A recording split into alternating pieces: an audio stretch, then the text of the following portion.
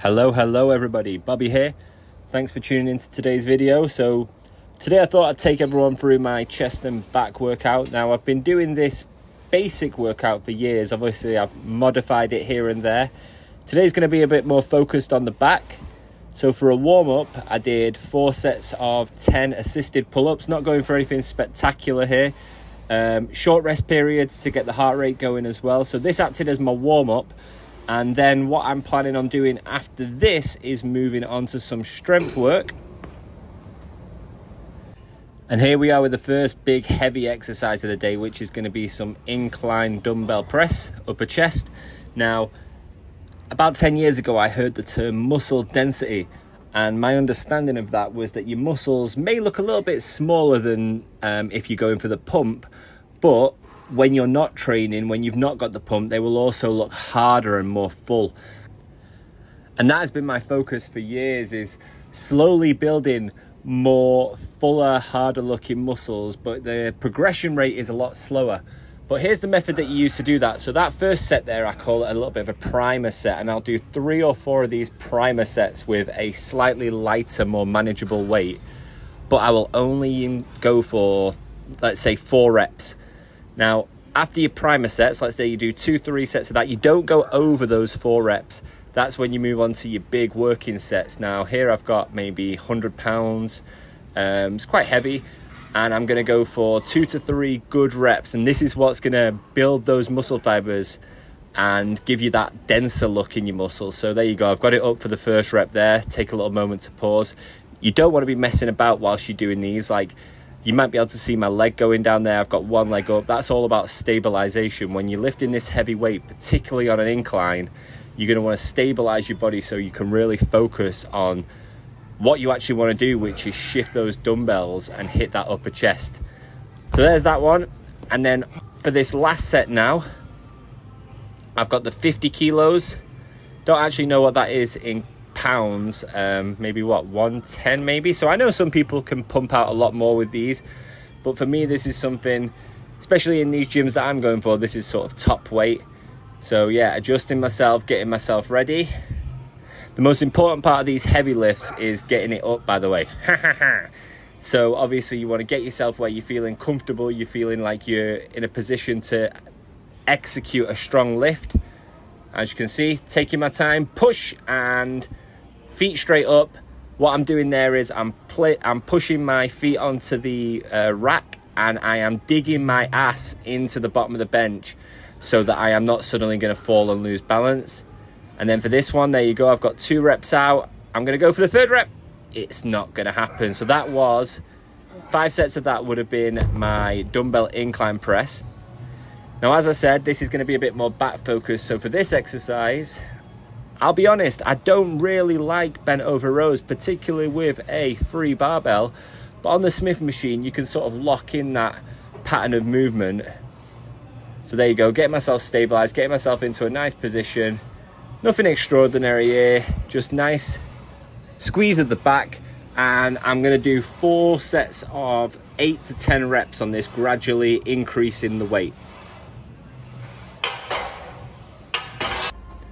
Now after that, I'm still on the Smith machine, and this is where I'm going to do a slight incline, but nothing significant. As you can see, actually it's the shape of the incline which is forcing this, actually, because of that bar that goes down across the middle there. So again, this is going to be more of a flat bench press. I'm using the Smith to control the pattern that I'm going through, the movement pattern.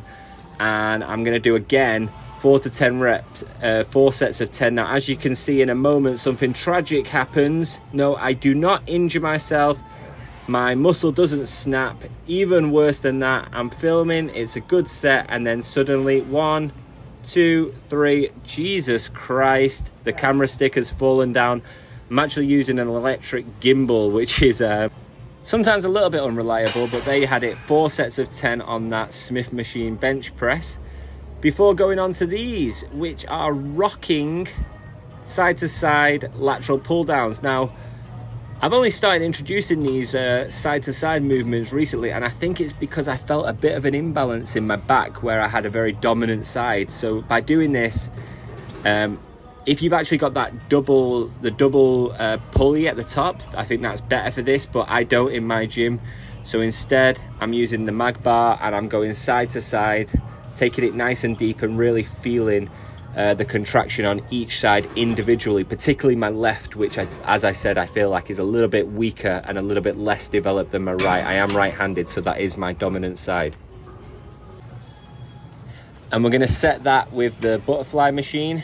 So this will be the last chest exercise. So I'm going to do the side-to-side pull downs, and then I'm going to do the flies here. So nice squeeze at the top. Nothing particularly interesting here, lads. Just making sure that I'm feeling every rep, keeping it nice and high as well, again, to focus on the upper chest. So get about 10 of those. So what I would do is I would do 12 reps, 6 on each side on the side-to-side lateral pull downs, the rocking pull downs, and then I would superset these with 4 sets of 10 here, and that would be the chest part of the workout finished, before moving on to the strength part of the back workout. Now we're going to finish with the row machine, and the reason I like the row machine is because I think it's a way you can really overload the back in terms of weight. Again, I use the same method here that I used on the dumbbell incline press, and the question might be, why are you leaving this till the end? Well, my belief is that if you're strong, you're strong. So whilst fatigue does of course set in throughout the workout, I don't think that affects your strength in terms of bashing these out as sort of a finisher. What I will do is I will switch this around sometimes, where I start on a strength exercise for the back. As you can see, I've got 2, am I going to get a third rep? Yeah, there's 3 good reps. I think that's about 60 or 70 kilograms either side. And there we go, I'm done on that. But I'm also going to do a finisher to burn off here, and that is going to be a wide and high row. And this is really to focus primarily on the rear delts, which is something that I think a lot of people neglect. So for this one, it's just burner to finish off the end of the workout. So we're really focusing on the rear delts as well as the upper back, but mainly those rear delts. 4 sets of 15. Sometimes I'll mix them in with the last exercise, but here I just did them separately. And that's about it, lads. So I hope you've enjoyed today's video.